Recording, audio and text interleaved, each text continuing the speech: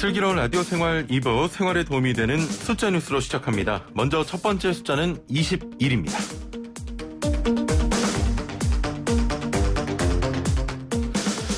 지금 서울과 부산에서는 시장 재보궐선거가 치러지고 있죠. 전국 21곳 3,459곳 투표소에서 오전 6시부터 진행 중입니다.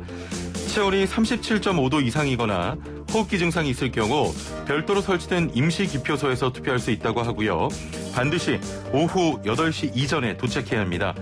투표 위치는 각 가정으로 발송된 투표 안내문이나 중앙선거관리위원회 홈페이지를 통해 확인할 수 있다고 하니까요. 여러분의 소중한 한 표 행사 잊지 마시기 바랍니다.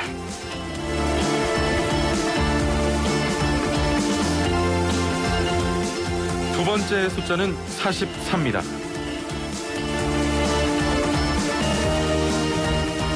네, 삼성전자 1분기 얼마나 벌었나? 삼성전자 올해 1분기 영업이익이 9조 3천억, 지난해 동기 대비 약 44% 증가한 것으로 잠정 집계됐습니다. 매출도 지난해 동기 대비 17.48% 증가했는데 연합인포맥스가 집계했던 시장 전망치보다 약 2.8% 상회한 수치입니다. 반도체 실적이 연초에 기대에 못 미치면서 당초 시장에 우려가 있었는데요. 이런 예상을 깨고 어닝 서프라이즈를 기록하면서 쾌조의 스타트를 끊고 기대감을 높였습니다.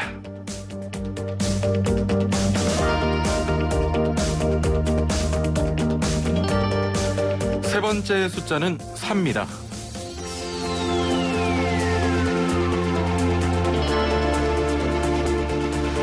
네, 여러분은 주 4일 근무제 어떻게 생각하시는지요? 일본, 스페인 등 일부 해외 국가들이 주 4일 근무제 도입을 고려하고 있는 것으로 전해졌습니다. NHK는 집권 여당인 자민당이 희망 직장인에 한해 선택적 주 4일 근무제 추진을 준비 중에 있다고 전했고요. 스페인 또한 세계 최초로 주 4일 근무 시범 사업을 고려하고 있다고 현지 언론이 전했습니다. 세계 최초보다 한 발 빠른 방송 슬기로운 라디오 생활에서는 반찬 토론에서 이미 이 주제를 다룬 바 있습니다.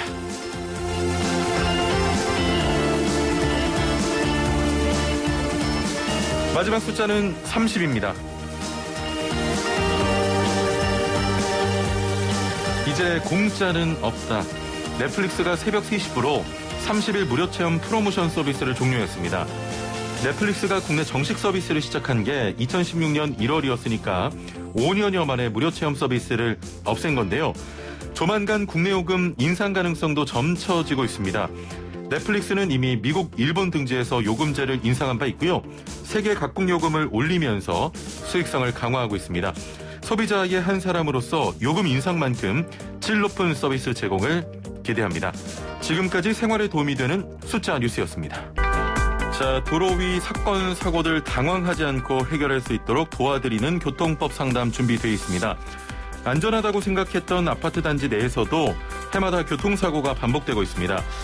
지난달에도 아파트 놀이터로 돌진한 차량 때문에 놀이터에서 놀던 아이들이 다치는 안타까운 사고가 있었는데요. 자, 그런데 아파트 단지에서 발생하는 이런 사고는 일반 도로와는 법적 적용이 달라진다고 합니다.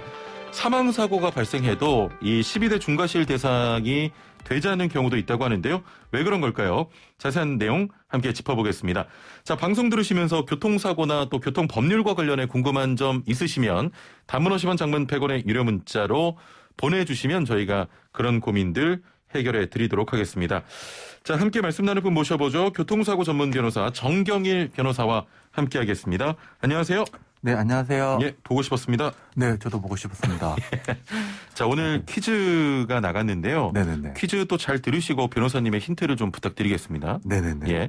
자, 지금 선거가 진행되고 있는데요. 네네. 선거 용지에 찍는 투표 도장 시옷 모양을 찍게 됩니다. 네네. 이 시옷 모양은 어떤 의미를 가진 한자일까요? 네네. 1번 사람인, 2번 전복, 3번 쑥대머리. 예. 네. 정체성을 잃어가고 있습니다. 아닙니다. 이게 이제 답은 세 개인데, 예. 뭐 세 개 중에서 좀 평범한 거 하시면 될 것 같습니다. 네. 제가 볼 때 두 개는 상당히 좀 갑작스러운 답변이라 가지고 좀 이상해 보였습니다. 지금 제가 알기로는 느낌에 변호사님 잘 모르시는 것 같은데요? 지금 오답으로 알고 계신 것 같습니다. 오답입니까? 그 평범한 게 아니에요. 그렇습니까?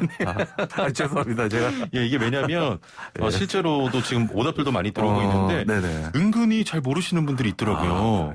예. 혹시 사람으로 헷갈리시는 분들도 많으신 것 같은데, 변호사님도 그 중에 한 분이신 것 같습니다. 맞습니다. 자. 6118번님 선물 잘 받았습니다. 고맙습니다. 그렇게 선물 받으신 분들도 소식 좀 전해주세요. 라고 하셨네요. 아유, 감사드리고요.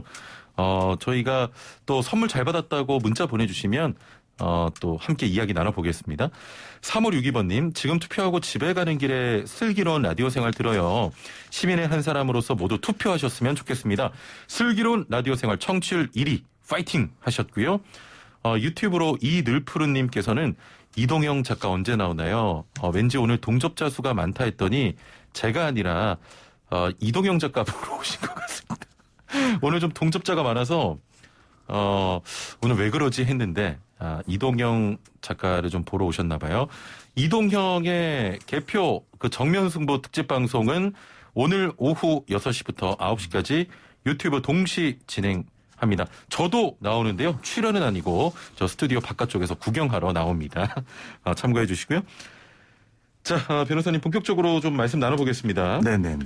아파트 단지의 경우 안전한 장소라고 생각을 했는데 네네. 해마다 좀 교통사고가 발생한다 이렇게 접했습니다. 네. 어떤 사고가 발생하는 겁니까? 네, 제가 힌트는 잘 못 드렸는데 답은 좀 제대로 하도록 하겠습니다. 예. 네, 아파트 단지 내 사고 통상적으로 도로교통법상 도로가 아닌 경우가 많습니다. 그래서 공식적인 통계도 잘 잡히지도 않고 결국 보험 개발은 자료하고 보험사 통계 자료 따르면 전체 교통사고 중 도로 아닌 곳에서 발생하는 사고가 약 16.4% 정도고 그중에서 아파트 단지에서 발생된 사고가 48.7% 약 한 절반 정도 됩니다. 그렇군요. 네, 또 그중에서 등하교와 출퇴근 시간이라 볼 수 있는 7시에서 9시 그리고 오후 4시에서 6시에 집중적으로 일어나는데 55.2%가 아파트 단지 내 사고에서 절반 이상을 차지하고 있습니다.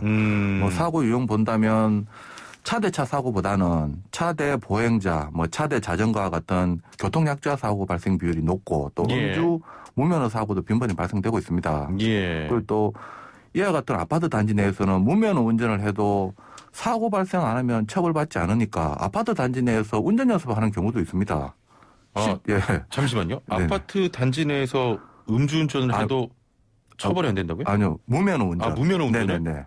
이제 무면허 운전을 해도 사고 안 나면 무면허 운전으로 처벌받지 않습니다. 그렇습니까? 네네네. 그래서 실제로도 아파트 단지 내에서 운전 연습을 많이 합니다. 위험한데? 네, 하시면 안 되죠. 그러다가 실제로도 2019년 12월경에 아파트 단지 내에서 운전 연습하다가 보행자에게 심각한 사고를 발생시키고 차량 3대까지 파손시킨 사건도 있었습니다. 네. 이와 같이 아파트 단지 내는 도로교통법상 도로가 아니니까 통계가 안 잡히고 그러니까 위험 실태에 대해서 제대로 된 조사가 안 이루어지고 그러니까 위험 요인에 대한 대처도 못합니다. 결국 악순환만 계속 지속되고 있습니다. 아무래도 아파트 단지 내에서는 아이들이 좀 뛰어다니고 더 어린 아기들을 이렇게 좀 유모차 같은 데 태워서 많이 돌아다니잖아요. 네, 맞습니다. 무면허로 한다니까 굉장히 좀 걱정이 됩니다. 법의 사각지대라 볼 수 있죠. 아니 단지 내에서 일어난 교통사고의 경우 가해자의 처벌 기준은 어떻게 됩니까? 일반 도로와는 지금 다르게 적용이 되는 거죠? 네, 결론부터 이야기 드린다면 똑같이 적용되기도 하고 다르게 적용되기도 합니다. 네, 통상적으로 아파트 단지든 일반 도로이든 관계없이 교통사고 처리 특례법에 따라서 5년 이하의 금고 등 2천만 원의 벌금형이 처해집니다. 다만 부상사고 같은 경우에 아파트 단지 내 도로가 도로교통법상 도로라면 마찬가지로 도로에서 난 교통사고가 같이 취급되기 때문에 별다른 이슈가 되지도 않습니다. 하지만 아파트 단지 내 도로가 아닌 경우에는 운전자가 종합보험에 가입되어 있으면 보험 처리로 끝나고 별도 형사처벌 받지 않습니다. 사망 같은 경우를 보더라도 사망이나 중상해 같은 경우에는 아파트 단지 내 도로가 도로이든 아니든 형사처벌 받습니다. 하지만 이와 같이 도로가 아니게 된다면 12대 중과실이 아니기 때문에 실제 법원에서 형을 선고할 때 양형 기준에서 가중 사유로 참작할 수 없습니다. 결국 아파트 단지 내에서 발생된 사망 중상해 사고는 도로에서 발생된 사고보다 결과적으로 더 보호받지 못하는 것이 됩니다. 아니 이 부분을 좀 먼저 짚고 가야 될 것 같아요. 그 도로와 도로가 아닌 기준은 어떻게 정해지는 겁니까? 네, 맞습니다. 아파트 단지 내에 있다면 지금 도로가 아니다 이런 것 같은데요. 네네. 먼저 도로 개념 정의부터 이야기가 돼야 되는데 예. 먼저 도로는 도로교통법 2조 1호에서 정하고 있는데요. 도로법에 따른 도로, 그리고 유료도로법에 따른 유료도로, 농어촌 정비법에 따른 농어촌 도로, 그리고 마지막으로 일반 조항으로 두고 있는 것이 그밖에 불특정 다수의 사람이나 차량이 자유롭게 통행할 수 있는 공간을 말합니다. 예. 그렇다면 아파트 단지 내 도로가 되기도 하고 안 되는 경우도 있는데 아파트 단지 내에 차단기가 설치되어 있거나 뭐 관리인이 외부 차량 출입을 통제한다. 예. 이러면 도로교통법상 도로가 아닙니다. 뭐 출입이 자유롭게 돼 있다라고 한다면 아파트 단지 내 도로는 도로에 해당되죠. 예. 이런 부분 때문에 결국 사고 나더라도 처벌 받기도 하고 안 받기도 하는 문제가 발생됩니다. 예. 그러면 그 차단기가 있는 단지에서 사망 사고가 발생했다고 하더라도 네네. 이게 12대 중과실에 해당이 안 되는 겁니까? 네, 12대 중과실은 해당되지 않습니다. 12대 중과실이라는 것이 쉽게 알듯이 뭐 신호위반 사고, 뭐 중앙선 침범 사고, 제한속도 위반 사고 이걸 말하는데 예. 조금 더 깊게 들어간다면 신호위반 운전, 중앙선 침범 운전, 제한속도 초과 운전 이와 같이 운전을 전제로 합니다. 예. 그런데 또 도로교통법에 보면 운전에 대한 개념 정의를 도로에서 차의 고유용법에 따라 사용하는 것을 말하거든요. 그런데 도로가 아니면 운전이 아니고 운전이 아니면 12대 중과실에 해당되지 않습니다. 예. 다만 이 사망이나 이런 사건들에 대해서는 12대 중과실에 해당되지 않지만 운전자의 과실로 발생된 사고는 원칙적으로 교통사고 처리 특례법에 따라서 5년 이하의 경우도 2천만 원의 벌금형이 처해지긴 합니다. 예. 하지만 12대 중과실에 해당되지 않기 때문에 가중 사유로 참작이 되지 않기 때문에 결국 운전자들은 도로에서 난 사고보다도 더 경미하게 처벌받는 결과가 발생됩니다. 그렇군요. 아까 말씀하셨던 또 법의 사각지대라는 생각이 듭니다. 맞습니다. 예. 아파트 단지 내라면 네네네. 운전자가 사실은 더 조심해야 되잖아요. 맞죠. 당연하죠. 예. 도로나 뭐 나가보면 당연히 차들이 많이 다니는 곳이라서 물론 주의해야겠지만 네. 이런 아파트 단지 내라면 사실 차보다는 사람들이 더 많이 다니기 때문에 네네네. 도로에서보다는 더 조심해야 될 것 같고 사고가 나면 네. 일반 도로보다는 더 좀 무겁게 처벌 받아야 네네. 된다는 생각인데 맞습니다. 네. 이게 왜 문제가 이게 왜 이런 결국은 겁니까 이게? 처벌을 하려면 처벌할 수 있는 근거 규정이 마련돼 있어야 되는데 예.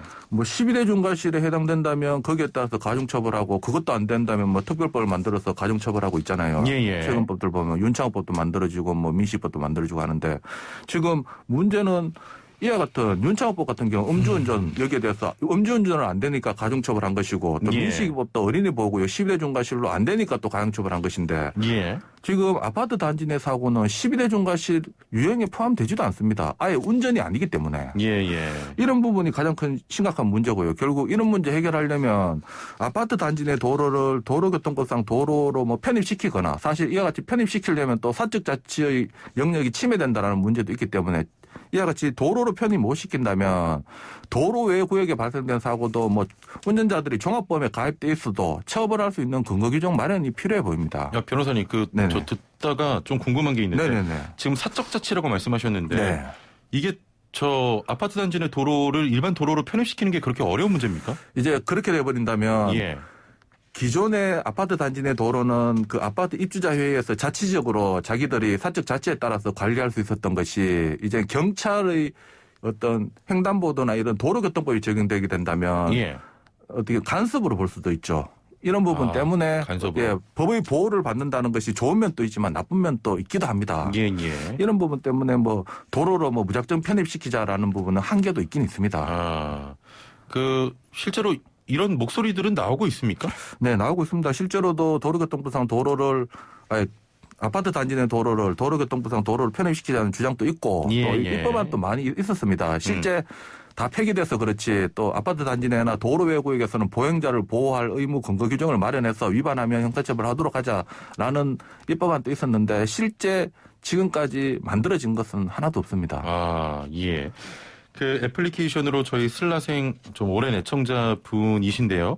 주니찬이 파파님께서 아니 그럼 도로가 아닌 곳에서 술 먹고 핸들 잡으면 운전이 아니니까 음주운전이 아니란 말인가요? 라고 하셨거든요. 아, 그건 좀 그러니까, 화나신 것 같습니다. 예, 딱 하나 12대 중과실 중에 제가 이야기를 조금 빠뜨린 게 있는데 12대 중과실 중에서 지금 유일하게 음주운전만 도로 아닌 곳에서 하면 형사처벌 받을 수 있도록 근거 규정이 마련됐습니다. 예. 지금 이거 하나 빼고는 다 12대 중과실 나머지 11개 항목은 도로교통법상 도로가 아니기 때문에 처벌 대상이 안 됩니다. 좀 말씀 정리해 보면 그 아파트 단지 내에서 음주운전은 12대 중과실에 포함이 되는군요. 네, 포함되고 해서는 안 됩니다. 도로이든 아니든 음주운전은 처벌 대상입니다. 하지만 절대 하지 마십시오. 예. 다른 12대 중과실은 도로 아닌 곳에서 하면 12대 중과실이 아니기 때문에 12대 중과실로 인한 형사처벌은 받지 않습니다. 예.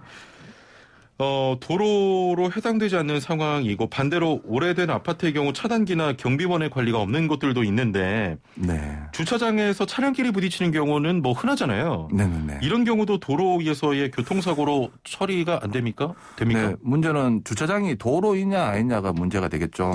결국 도로가 아니기 때문에 도로교통법 적용 안 되고요. 뭐 사망, 중상해 사고 아니면 보험 처리로 끝나고 형사처벌 받지 않습니다. 이런 부분 때문에 경찰에 신고해도 뭐 대부분 자동차 보험 드셨죠? 그러면 보험 처리하세요라고 말하는 것이 현실이에요. 그렇군요. 알겠습니다. 아파트 단지 내 교통사고가 해마다 반복되고 있습니다. 단지 내 그 뭐 교통 표지판을 만들기도 했는데 어떤 부분이 좀 더 필요하다고 보세요? 네, 결국은 여기에 대해서 어떤 제도도 마련할 것이 필요하지만 처벌도 될 수 있도록 마련할 필요성이 있어요. 사람이 다쳤는데 보험 처리로 끝나버리는 것이 이 문제가 교통사고 처리특례법이 많은 문제가 생겨서 이걸 방지하기 위해서 예외적으로 12대 중과실을 만들었는데 이 12대 중과실 중에서 음주운전을 제외하고는 아파트 단지 내에서 사고 뭐 나더라도 처벌이 안 된다. 이런 문제 방지하기 위해서는 12대 중과실에 해당되는 유형의 사고는 아파트 단지 내에서 발생됐더라도 처벌할 수 있도록 근거 규정을 마련하거나 아니면 아까 이야기 드린 것처럼 아파트 단지 내 도로를 도로로 편입시켜서 똑같이 취급해서 처벌할 수 있도록 할 필요성도 있어 보입니다. 알겠습니다. 7479번님 주차장에 세워둔 차량을 다른 차량이 치고 도망간 것을 CCTV 확인 후에 신고하면 이건 뺑소니가 아니라고 하는데 맞는 말인가요? 라고 하셨네요. 네. 이게 조금 이야기를 좀 드려야 되는데요. 보통 사람을 치든 차를 치든 치고 도망가면 뺑소니입니다. 사람 치고 도망가면 대인 뺑소니라 그래서 특가법에 따라서 가중처벌까지 받습니다. 부상의 경우에는 1년 이상의 징역형까지 처벌받고요. 그리고 차량을 파손시키고 도망간 경우 도로교통법상 사고 미조치죄로 보통 교통사고 발생되면 피해자에게 인적사항을 제공하고 필요한 조치를 해야 됩니다. 그런데 차 부딪히고 그냥 갔다. 그러면 사고 미주치죄로 5년 이하의 징역 또는 1,500만 원의 벌금형이 처해지는데 지금과 같은 경우 주정차된 차가 분명하고 주정차된 차를 파손시키기만 했다면 이와 같이 사고 미주치죄로는 처벌 안 받고 다만 도로교통법 위반으로 도로교통법 156조에 따라서 20만 원 이하의 벌금 구류 과료의 대상이 됩니다. 처벌받지 않는 것은 아닙니다. 처벌받습니다. 처벌은 받는데 뺑소니라고 보기는 좀 어렵단 말씀이시죠? 사고 미주치 뺑소니로 처벌 안 받고 도로교통법 위반으로 약하게 처벌받습니다. 2520번님께서는 농수산물시장 안쪽에는 출입구 입구에 차단기도 있고 주차료도 받고 도로 차선도 있는데 이곳은 도로로 볼 수 있을까요? 주차장으로 보나요? 라고 하셨네요. 네, 제가 구체적인 상황을 봐야겠는데 차단기가 있고 돈을 받고 농수산물 어떤 이 특정한 업무를 하기 위해 만들어진 곳이기 때문에 이러한 곳은 도로가 아닙니다. 이곳이 뭐 제주도만한 큰 공간이라 할지라도 불특정 다수인이 자유롭게 통행할 수 없는 도로를 볼 수 없습니다. 제가 볼 때는 도로로 볼 수 없습니다. 그러면 그 안에서 차대차 접촉사고 나면은 일반 도로 사고로 볼 수가 없는 거네요? 네, 교통사고 처리특례법이 적용이 되겠지만 12대 중과실 사고로 볼 수 없기 때문에 종합보험에 가입되어 있으면 보험 처리로 끝나버립니다. 그렇군요. 알겠습니다. 애플리케이션으로 KBS로 시작하는 분께서는 그냥 아스팔트 깔렸으면 다 도로로 합시다라고 하셨는데 네, 만약에 맞습니다. 아스팔트가 깔린 것을 다 도로로 하면 문제가 좀 심각해집니까? 그렇죠. 아스팔트가 깔려 있더라도 뭐 자유롭게 통행할 수 없는 곳까지 도로로 봐버린다면 예. 사적 자치의 영역이 침해될 수도 있고 어떻게 보면 본인들이 어떤 자치적으로 할 수 있는 규율에 대해서 경찰력이 개입될 수 있는 부분이 발생될 수도 있습니다. 예. 3432번님, 제 옆을 지나던 버스가 갑자기 제 앞으로 들어오고는 정지해버렸습니다. 사고를 피하려 했지만 갑자기 차선을 변경하고 들어와 멈추지 못하고 추돌을 했습니다. 공제조합에서는 버스는 앞에 있었고 멈췄는데 저는 왜 멈췄냐면 저에게도 일부 과실이 있다고 합니다. 네네네. 자, 그리고 버스는 긴급 제동장치 때문에 멈춰서 제가 과실이 더 많다고 이야기합니다. 예. 억울하고 답답한데 긴급 제동장치 때문에 멈췄으면 버스 과실이 하나도 없는 것인가요? 라고 하셨네요. 네, 아니죠. 뭐 긴급 제동장치 때문에 멈췄던 자기가 뭐 운전 미숙으로 멈췄던 거기에 대한 과실은 똑같고요. 예. 지금 긴급 제동장치로 멈췄다는 말은 앞 차량하고 부딪힐 것 같으면 긴급 제동장치가 작동합니다. 근데 차로 변경했다는 말은 차로 변경하기 전에 그 차량 앞차하고의 긴급 제동장치가 작동하고 차로 변경하고 그 제동장치가 제대로 작동해서 멈춰버린 것으로 보이는데 이와 같으면 결국 본인이 운전을 잘못해가지고 멈춘 것이고 급차로 변경 후 급정지나 마찬가지인 사안입니다. 앞차는 멈췄는데 뒷차는 왜 멈췄냐 이래 말할 수 있겠지만 앞차는 작정하고 멈췄기 때문에 멈출 수 있었던 것이고 뒷차는 앞차가 멈추리라 생각 못하고 거의 대응하다 보면 시간이 늦어지기 때문에 사고 날 수밖에 없습니다. 통상적으로 급차로 변경 후 급정지하는 경우에는 앞차가 아무리 앞에 있었다 하더라도 가해 차량이 되고요. 극단적으로는 급차로 급변경한 차량이 과실 100% 지어주기도 합니다. 이번 사건도 이야기 듣기로만 한다면 긴급 제동장치가 작동되어서 멈출 정도의 급제동을 했다면 뒷차량 무과실로 평가됩니다. 아, 변호사님 좀 화나시는 것 같은데. 죄송합니다. 아닙니다. 혹시 뭐 변호사님 사연은 아니신 거죠? 네, 아닙니다. 제가 긴장해가지고 그런 겁니다. 아닙니다. 긴장하셨다니까 얼마 전에 저기 네. YTN TV 나오시는 것 같은데요? 예, 한번 나왔습니다. 그렇죠. 제가 봤어요. 보셨어요? 공교롭게. 예. 저 YTN 라디오 나오고 TV까지 나오시네요. 감사합니다. 자, 4711번님. 네. 맞은편 오토바이가 불법 유턴하는 걸 보고 급정지했습니다. 그런데 제 뒤를 따르던 차가 제 차를 추돌했는데요. 추돌한 차량은 저보고 왜 갑자기 멈췄냐고 막 따졌습니다. 불법 유턴하는 오토바이 때문에 멈춘 것이라고 말해도 아랑곳하지 않고 멈춘 것에 대한 일부 책임이 있다며 뒷차가 저에게도 일부 책임이 있다고 주장하고 있습니다. 제가 책임져야 되는 게 맞을까요? 과실 비율은 몇 대 몇일까요? 라고 하셨네요. 뭐 이야기대로 한다면 불법 유턴하는 오토바이 때문에 멈춘 거 이거 가지고 뭐 어떤 책임을 물을 수 없잖아요. 그런데 뒤에서 추돌했다. 그러면 추돌한 차가 잘못했죠. 오히려 이 추돌한 차가 전방 주시를 태만하거나 안전거리를 확보 안 해가지고 추돌한 것이기 때문에 책임이 있고 여기에 대해서 멈춘 차에 책임 못 묻는데 보통 추돌한 차량은 물을 거예요. 왜 멈췄냐고. 당신이 멈춰가지고 난 사고 아니냐. 일부 책임져라. 라고 할 수 있어요. 그러면 이제 이런 부분에 대해서 멈춘 차량은 어느 정도 해명을 해야 됩니다. 여기 불법 유턴하는 오토바이 때문이라는 것을 블랙박스를 보여주면서라도 해명시켜서 문제는 이 불법 유턴하는 오토바이하고 추돌한 차량과의 상반과실 사고로 정리돼야 될 것입니다. 제보자님은 무과실로 평가됩니다. 무과실? 네네. 애플리케이션으로 이지화 천사님께서는 한강공원에서 자전거 타다가 뒤에서 오는 자전거가 앞지르기 하다가 제 자전거와 충돌했습니다. 속력을 줄이지 않고 앞지르기해서 충돌 사고 나면 누구 잘못인가요? 저에게 잘못했다면서 큰 소리로 소리치길래 제가 치료비까지 물어줬습니다라고 하셨는데 이건 뒤에서 앞지르기 한 그 자전거가 잘못한 거 아닙니까? 그렇죠. 앞지르기 한 자전거 잘못했는데 제가 봤을 때 다쳐가지고 큰 소리 치는 것 같아요. 다쳐가지고 큰 소리 치는 것 같은데 아무리 본인이 다쳤다 하더라도 본인이 잘못했으면 여기에 대해서는 또 하다못해 뭐 뒤에서 앞지르기 하다가 사고가 났다면 앞지르기 한 그 자전거가 전적으로 책임져야 될 것이에요. 책임을 또 이런 부분에 대해서는 나중에 뭐 또 보험 처리도 일상생활 책임 보험으로 처리도 가능합니다. 또 최근에는 각 지방자치단체에서도 자전거 보험이 잘 마련되어 있습니다. 이것도 한번 알아보시고 뭐 일단은 책임질 부분은 아닌 것 같고 이 부분에 대해서 보험 처리가 필요하다면 일상생활 책임보험이나 뭐 각 지자체단체에서 가입한 자전거 보험도 한번 알아보시길 바랍니다. 알겠습니다. 자, 오늘 말씀은 여기까지 듣도록 하겠습니다. 감사합니다. 네, 감사합니다. 네, 정경일 변호사와 함께했습니다. 네, 선거 용지에 찍는 투표 도장 시옷 모양을 찍게 되는데요. 지금 많은 분들께서 1번 사람인으로 알고 계시는데요. 정답은 2번 점복자입니다. 그 점복의 한자 뜻은 뭐 점치다, 점괘 뭐 이런 다양한 뜻이 있는데요. 즉 유권자가 후보에 대해서 판단하고 점쳐서 찍는다는 뜻을 가지고 있습니다. 그래서 사람인이 아니고요. 점복자를 저희가 투표하게 됩니다. 자, 점괘, 뭐 점쟁이, 점치다 이런 뜻이 있기 때문에 유권자가 후보에 대해서 판단하고 점쳐 찍는다는 의미를 가지고 있습니다. 사람인 아닙니다. 자, 추첨을 통해서 저희 제작진이 또 선물을 드립니다. 문자를 보내드리고요. 오늘의 점심 추천 메뉴 점복자 얘기 나왔으니까 전복을 듬뿍 넣은 갈비찜 추천합니다. 예, 제가 제작진화가 돼가고 있고, 자, 노래 브라운 아이즈의 점점 전해드리면서 인사드리고요. 여러분의 소중한 한 표 행사하시길 바랍니다. 내일 뵙죠. 최영진이었습니다. 고맙습니다.